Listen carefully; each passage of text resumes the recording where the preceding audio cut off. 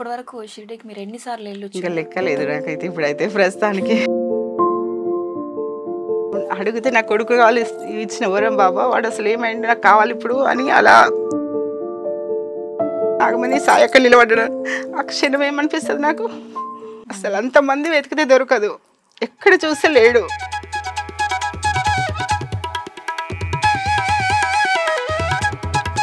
సెకండ్లో నా ఏడుపు చూసి ఇంటి ముందు ఇలా పెట్టేసిండు వాడిని.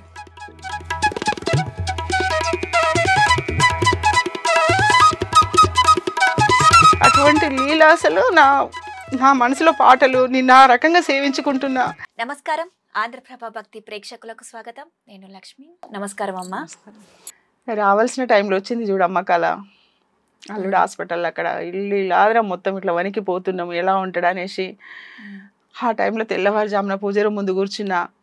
నేను పల్లకీనే మనస్ఫూర్తిగా నాకు పల్లకి ఉపజెప్పిండు కదా బాబా, పల్లకి సేవని ఎక్కువ చేస్తే కదా నేను, అదే పల్లకి రూపంలో అలా కళ్ళు మూసుకున్నా. కళ్ళకించి పల్లకి బాబా మూర్తి కలకలలాడుతూ బాబా మూర్తి పల్లకి అలంకరించారు. పల్లకి అలా తీసుకొని పోవడము, ఆ పల్లకి వెనుక నేను పోవడము, అదొక గోయ దోయారు, అది గోయ అక్కడ పల్లకి పెట్టడము. ఆ అలా కళ్ళలో కనిపిస్తుంది అన్నట్టుగా. అక్కడ ఇక్కడ జంగలు వేస్తుండు బాబా పల్లకిలకించి దిగి.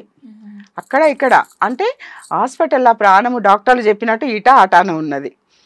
ఈ ప్రాణం ఇదైతే ఇక్కడ నా భక్తురాలు కుటుంబం శూన్యం అయిపోతుంది అనుకొని బాబా పోరాడుతున్నాడు కదా. బాబా ఒక సెకండ్ కన్ను మూసుకుంటే గోయలకు పోయేవాడు. నేను ఆ గోయలకు పోనీయను ఆయనను, నేను కాపాడుకుంటా రానివ్వనని కదా అటు ఇటు ఇటు జంగలేస్తున్నాడు ఆయన. అంతవరకు కళ ఇలా మెరిసిపోతుందమ్మా. ఇంకా నాకు టక్కన మేలుకొచ్చింది, ఫుల్ నమ్మకం వచ్చింది నాకు. ఇక బాబా నాకు ఇంత మంచి కళ వచ్చింది అంటే నీ అల్లుడు ప్రాణాలు అలా ఉంది కాబట్టి నీకోసం నేను కాపాడుతాను నీ అల్లుడిని. ఆ చివరి వరకు పోతే కూడా నేను లాక్కొస్తాను ఆ ప్రాణాన్ని అన్నట్టే కదా అమ్మ. నాకు అంత మంచి కళ చూపించిండు. నాకు ఒక ధైర్యం వచ్చింది, ఏం కాదు వెనుక ముందైనా ఆయన మంచిగా అవుతాడు. ఒక ధైర్యం వచ్చింది. ఆయన రోజు రోజుకు కొంచెం మంచిగా అవ్వడము, సెట్ అవ్వడము. ఇదే గుడి అంకులు సడన్గా పలానా నాగమణి గారు అల్లుడు ఇట్లా రోడ్డు ప్రమాదములు ఇట్లా అయిందని ప్రతి వాళ్ళు మెసేజ్లలో వెళ్ళిపోవడము, ప్రతి ఒక్కరికి అయ్యో అయ్యో అయ్యో అనడము. గుడి అంకుల్ సడన్గా యశోద హాస్పిటల్కి రావడము, ఒక్కరికే ఛాన్స్ 7:30కి అట్లా వెళ్ళి చూడడం. మేము ఆ టైం ఎప్పుడు వస్తుందో చూస్తామని మేము ఉన్నాం. మాకు తెలియకుండా విభూతి తీసుకొని పోయి ఒక బాబా రూపంగా పైకి ఐసీయూకి వెళ్ళిపోయి పలాని శ్రీనివాస్ అంట యాక్సిడెంట్ అని తెలుసుకొని ఐసీయూలోకి వెళ్ళి విభూతి పెట్టేసి వచ్చిండు అంకుల్. గుడికి వస్తే ఏరా మొన్న మీరు కలవలేరు పెట్టేసి వచ్చి నాకు బయట కలిసిండు. ఎప్పుడు వచ్చారు అంకుల్ అంటే పోయి మీ అల్లుడిని చూసినా విభూతి పెట్టొచ్చిన అన్నాడు. ఈ కళ రావడము, అంత మంచి సేవ చేసుకొని అంత మంచి గుడి నిర్మించి అంత మంచి మనసున్న అంకులు బాబా రూపుడే ఆయన బాబా లెక్కనే కనిపిస్తాడు అన్నట్టు. ఇంకా ఇప్పుడు అక్కడ కూర్చుంటాడు ఆఫీస్ రూమ్లో. ఇప్పుడు మాకు ఆయన లేని లోటు తెలుస్తుంటుంది. బాబాలాగా చక్కగా అడుగులేస్తూ నడుస్తుంటాడు. అంకుల్ నువ్వు కాదు అసలు బాబా నేను ఈ రూపంలో వచ్చే బొట్టు పెట్టిండు, ఇంకేమి కాదు ఒక ధైర్యం అమ్మ. అదే ధైర్యం నేను ఎట్లా నమ్మినో అట్లా 6 months వరకు మాట్లాడాను, 20 రోజులకు మాట్లాడడం, చిన్నప్పుడే అన్నీ గుర్తుపెట్టుకోవడము, ఆ 15 రోజులు మాత్రమే మర్చిపోయిండు అన్నట్టు. బాబా ఆయనను అలా తీసుకొచ్చిండు. అది అసలు ఇంకా చాలా ఇది అలా బాగుండ్రు. ఇప్పుడు 2 పిల్లలతో అలా బాగుండ్రు. అది పెద్ద ఇది కదా, అది అక్కడేమన్నా జరిగితే అసలు నాకు జన్మంతా ఏడ్చుకుంటూ బ్రతికేదే కదమ్మా. అంటే మనం ఏం చేసినాము, ఏం తప్పు చేసినాము, ఎందుకు ఇలా అయ్యింది అనేసి. ఇవాళ అంటారు ఆమె తాలి బలం కట్టింది కాబట్టి ఆమె వల్ల వాళ్ళ ఇంట్లో వాళ్ళు మంచోళ్ళు కాబట్టి వాళ్ళ ఇంట్లోకి పెట్టిండు, లేకుంటే ఆయన ఏమైపోయేటోడు, వాళ్ళ ఇంట్లోకి అడుగు పెట్టిండు కాబట్టి దేవుడు బతికిచ్చిండు ఆయన అంటారు. లేదంటే ఏమనిపించేది, అది అసలు తీసుకునేటోళ్ళం కాదు కదా. ఇది చేసిండు, దాని వెనక కష్టాలు సుఖాలు ఇంకా అన్ని అనుభవించినా కానీ అందులోకిచ్చి కూడా బయట వేసిండు బాబా. ఇక ప్రతి గురువారం గుళ్ళ సేవ చేస్తూ మరింత ఇంకా భక్తితో పాడుకోవడం, ఈ సంఘటనలు అన్నీ చూస్తుంటే మంచిగా అనిపించడము, ఇట్లా అవ్వడము. మా కొడుకుది కూడా స్టార్టింగ్ ఒక విషయం చెప్పాలంటే వాడు ఇంకా ఫస్ట్ స్టార్టింగ్ అట్లా అయింది కదా ఒకడు, వీడు ఫుల్ ఫ్రూట్స్ అవి తిని ఒక 4 kgs అయిపోయిండు వాడు. ఇంకా అదే ఇప్పుడున్న కొడుకు చిన్నప్పుడు కడుపులో అట్లా అయిపోయింది అసలు. కడుపులో ఉన్నప్పుడు ఫస్ట్ బాబు అట్లా అయినాక ఇక బాబాని మొక్కుకుంటే వీడిని కడుపులో పడ్డాడు కదా. అట్లా అయిన తర్వాత అసలు నార్మల్ అవ్వట్లేదు. ఇంకా 2 days అవుతుంది.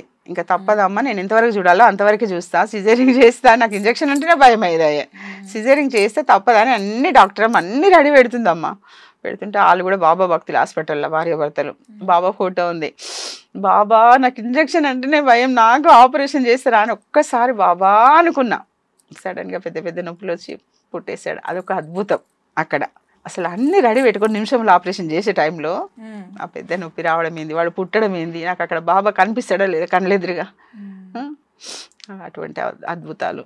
ఈ గుళ్ళే కూడా నేను అనుకున్నట్టుగా ఎప్పుడు అంతకన్నా నేను అనుకున్నట్టు మంచి సేవలు చేసుకోవడము, మంచిగా జరుగుతాయి అమ్మని, చాలా బాగా జరుగుతాయి. ఏ కష్టం వచ్చినా ఏ సుఖం వచ్చినా బాబాతో చెప్పుకోవడము.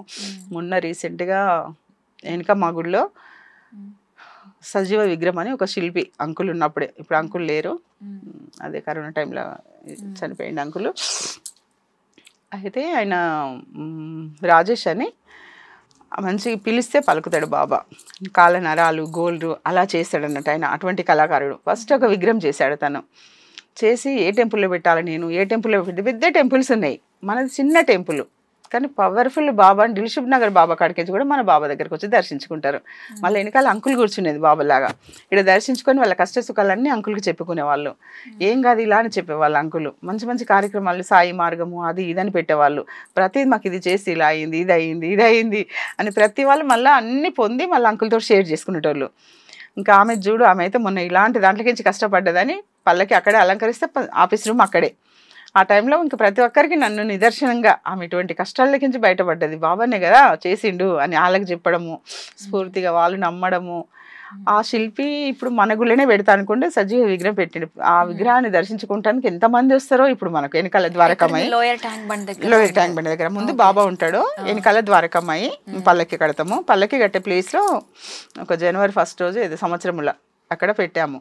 ఫస్ట్ విగ్రహం ఆయన చేసింది మన గుళ్ళని ఇవ్వాలని ఇష్టపడ్డాడు అన్నట్టు, అక్కడ పెట్టాము. అప్పటి నుంచి చాలా మంది ఇష్టపడతారు. ఇంకా ఆయన ఆ విగ్రహం చేసినప్పటి నుంచి ఎన్నో విగ్రహాలు ఆర్డర్ రావడము, చేయడము. ప్రతి మనుషులే కానీ దేవుళ్ళే కానీ చాలా చేశారు అన్నట్టు. శిల్పి రాజేష్ అని ఇక్కడనే మన మాసం ట్యాంకులు ఉంటాడు. అట్లా మనం ఆ విగ్రహం ఆయన చేయడం వల్ల అట్లా మనకు టెంపుల్ బర్త్డేలు కానీ పెళ్లి రోజు కానీ గుడికి వస్తుంటాడు.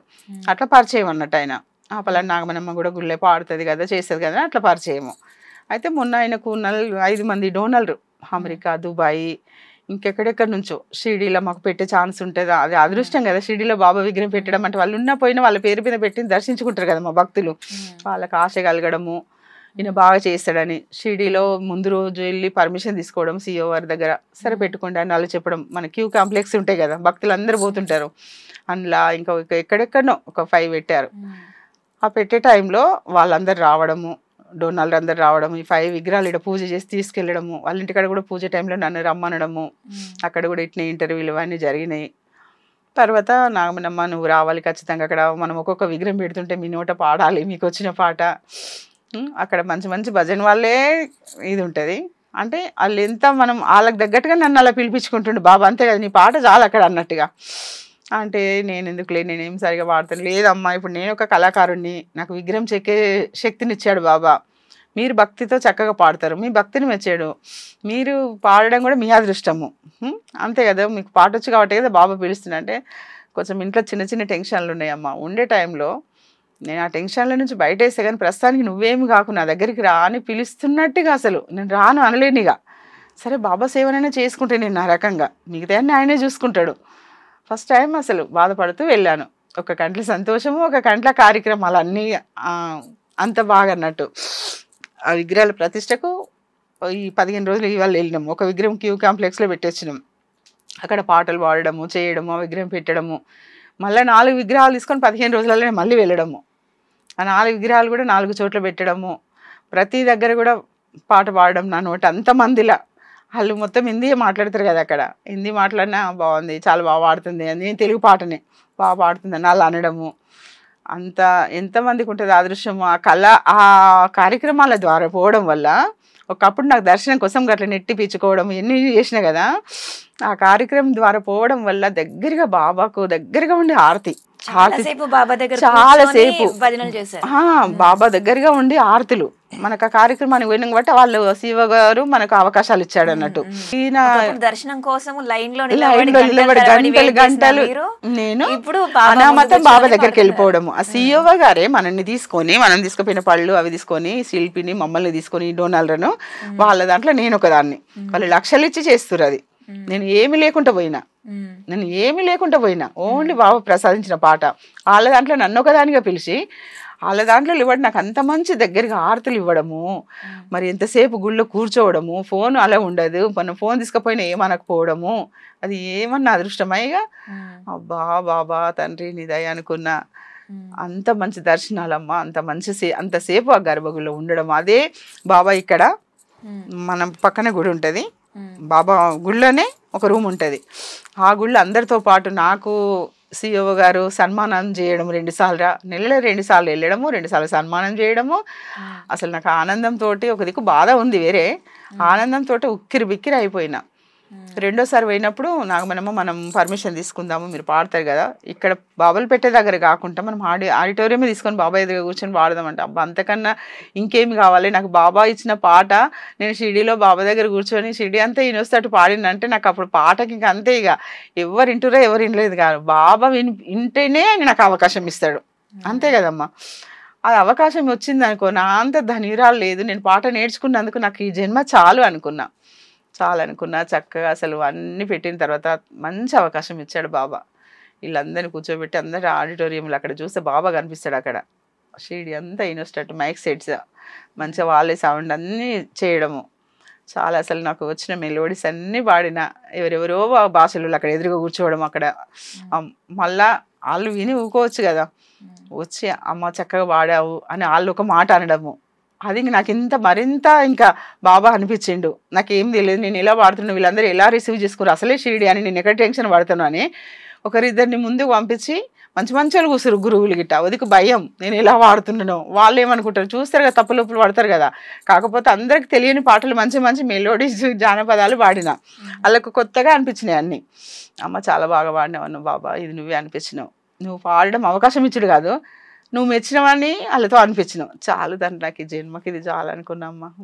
15 రోజులలో 2 సార్లు పిలుచుకున్నాడు, ఓదార్చిండు, నాకు అంత దగ్గరగా ఉండి ఆరతులు దర్శనాలు ఇచ్చిండు, సీఓనే దగ్గరుండి తీసుకుపోయి సన్మానం చేయడము. నాకు బాబాకు భక్తురాలు అయినందుకు మొన్న 2 సార్లు పోవడము షిరిడీలో నాకు అంత మంచిగా బాబా అట్లా చేయడము, ఇంక అంతకన్నా ఎక్కువ ఏమొద్దు అంటే చాలు అనుకుని అంత తృప్తినిచ్చేయడము.